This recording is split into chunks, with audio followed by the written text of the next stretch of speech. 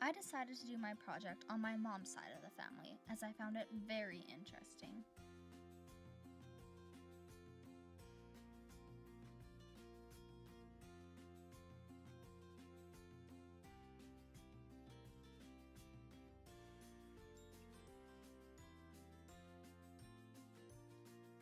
In the 17th century, my great-grandfather, Gerard Boulanger's ancestors, lived in New France, and after the 7 Years' War, which ended in 1763, New France was won by Britain, which they changed the name to Quebec. My great-grandfather was born on July 12, 1906, in Saint-Thérèbe, Quebec, son of Joseph Boulanger and Epiphane de Sablon. My great-grandmother, Yvonne Ludic, Gerard Boulanger's wife, was born on February 1, 1912 in Saint-Casimir, Quebec, the daughter of Wilfred Ludic and Leontine Savouget. In 1927, when Yvonne was 15, she moved from Quebec to the west of Canada with her father and brother to watch the house while they farmed on rented land. Yvonne's father worked with my great-grandfather, Gerard, so Yvonne always heard stories about him. Yvonne officially met Gerard later that year, and they got married a year later in 1928. Gerard was 21 and Yvonne was 16. They had a child that year and kept having children until 1956. Throughout this time period, R.B. Bennett was the Prime Minister, and they lived in Canada throughout the Great Depression, but it did not affect them a whole lot.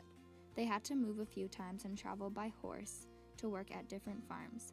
But in 1944, they ended up settling in Estevan, Saskatchewan, where they lived in a friend's house packed with 19 people for 2 weeks. They then moved to their own farm, where they raised animals like chickens, cows, pigs, and horses. They also had a large garden of vegetables. They provided themselves with food and made money by selling potatoes and milk. In 1946, my grandma Anita was born, along with her twin sister Annette. My grandma Anita started grade 1 in Estevan and finished the rest of the grade in Beanfate. She then stayed in Beanfate until grade 9. She found school very difficult at the beginning. Being a full-time French speaker at home and having to learn English at school was very difficult. In grade 9, when my grandma was 15, she met a boy at a dance who she fell for instantly. That boy was my grandpa, Johnny Fleck.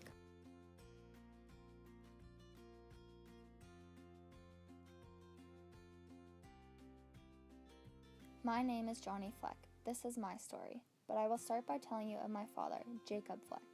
He was born July 1897 and was the youngest of 11 children. His father was a school teacher who passed away when Jacob was about 9 years old. His mother remarried, then she passed away when he was 11. So now he lived with his stepfather, who later remarried. His stepfather was a kind man, but the lady he married was not.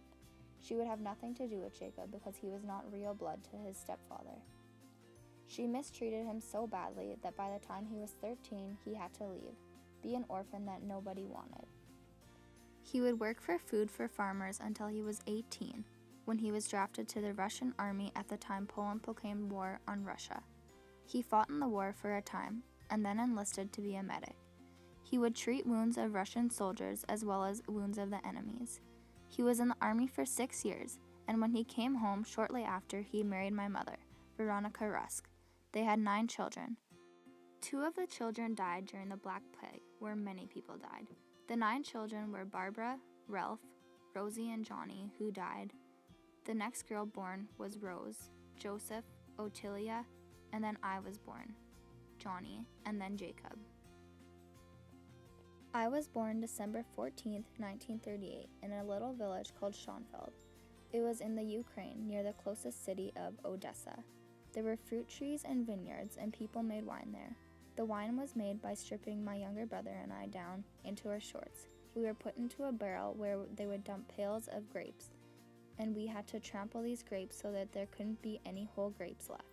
Then the juices were drained, and I don't know what they did, but the wine was very good. I even had the chance to taste it. We lived in a sod house. It had 2 rooms, one kitchen, and the other was a living room, and a bedroom was one. The floor was dirt. The beds were built of wood. The mattresses were big bags filled with straw or corn leaves, and the covers and pillows were bags filled with down. The Second World War had started and was invaded by the Germans in 1941 and were under German rule until 1944, when the Germans had to retreat out of Russia. Since we were of German descent, we had to leave Russia or suffer the consequences that the Germans had imposed for the Russians. We left our homes in covered wagons, taking with us little as possible, just food and some clothes. We would travel like this for months until the war caught up to us. Then, with what little we had left, we had to leave behind out on the trains in Poland, where we ended up. Now I was 5, about to turn 6, in December when I would start school in grade 1. This was the fall of 1944. My parents worked for this rich Polish farmer that had to put us up. He was not a happy man, because he was forced to take in many displaced families, as we were called at the time. We were then there until spring of 1945, when we had to move again. Women and children were put on trucks, and then men had to walk. We thought that we had lost our father.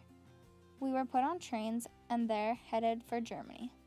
There was very little food, but we ended up in Germany in a camp where there were thousands of displaced families, but no men. My father made it to Germany and searched camp after camp for us, and finally he found us. A rich farmer came and got us to work on his farm. The war was going quite strong, but the Germans were losing the battle, and soon the war was over. In 1946, the schools opened, and I was now 7, started grade 1, once again. I now had to learn to speak real German, known as the High German. Here, schools would start at 7 a.m., and we were finished by noon. The teachers were very strict, but recess was very fun. We played football, handball, and tag the batter. We raised rabbits for food. It was one of my chores to keep their pens clean, and the rabbits fed so they wouldn't get sick. In 1947, we were allowed to send letters to the other countries, and my dad knew his older brother, Frank Fleck, had left Russia and came to Canada to a small town called Latman, Saskatchewan, in 1916, but he didn't know if he was still there. He sent a letter away and soon got a letter back.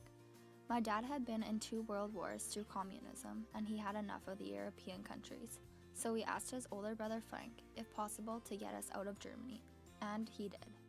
We came to Canada in September of 1948.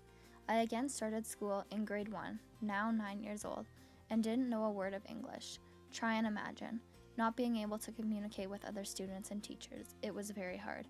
But after a few fights and straps from the teacher, I learned to communicate quite soon. The first winter in Canada was a lot colder than in Germany, and my family didn't have the right clothes for the cold weather, and our feet froze, and it was very painful when they thawed out.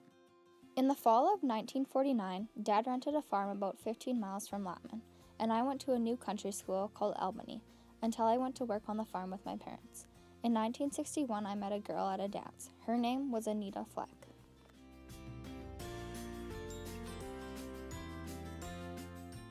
After my grandma and grandpa met at the dance, they dated for 4 months and got married and rented a farm for 4 years, where they had 3 children. In 1966, they bought their own farm by Benson, where my mother, Cindy, was born. My mom lived in Benson until she was in 5th grade.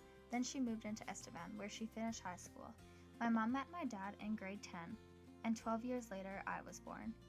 Here I am today, a 3rd-generation Canadian on my grandfather's side, and a 7th-generation Canadian on my grandmother's side. I've realized that throughout history, many things have changed. There are way more jobs rather than farming and just a couple others, which offer way better pay, making living in Canada a lot easier than it used to be.